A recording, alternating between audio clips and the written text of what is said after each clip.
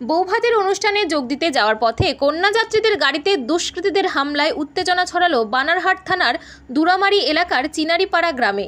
ঘটনায় অন্তত 3টি গাড়ি ভাঙচুর করা হয়েছে। আহত হয়েছেন 5 জন যাত্রী।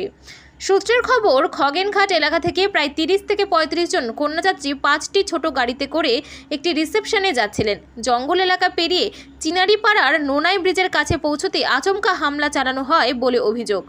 দুষ্কৃতীরা লোহার রড, বাঁশ ও পাথর নিয়ে গাড়িগুলিকে ব্যাপক ভাঙচুর চালায়। হঠাৎ এই হামলায় এলাকায় আতঙ্ক ছড়িয়ে পড়ে, জখম হন কয়েকজন যাত্রী। খবর পেয়ে ঘটনাস্থলে পৌঁছায় বানারহাট থানার পুলিশ। পুলিশ জানিয়েছে, ঘটনায় ইতিমধ্যে 12 জনকে আটক করা হয়েছে।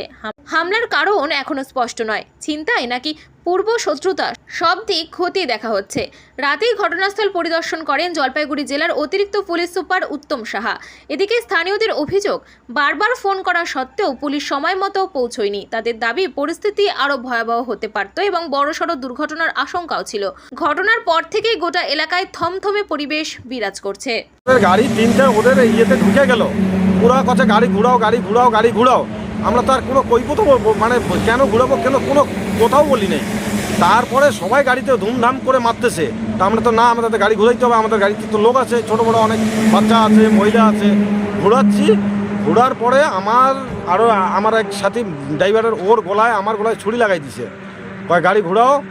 আর আমরা যখন এই গাড়ি ইউটার্ন নিয়ে নিলাম, তারপরে ধুমধাম করে পাথর দিয়ে একদম গাড়ি টোটাল ভেঙে দিল। খগেনঘাট থেকে নাথুয়া যাচ্ছিলাম বৌভাত খাইতে, 50-60 জনের মতো নানার পাড়ে ওইখানে অ্যাটাক করছে। ছুরি বল্লম নিয়ে ওরা এগিয়ে আসছে, আর আমরা কিছু 50-60 জনের মতো ওখানটায় গাড়ির মধ্যে ছিলাম।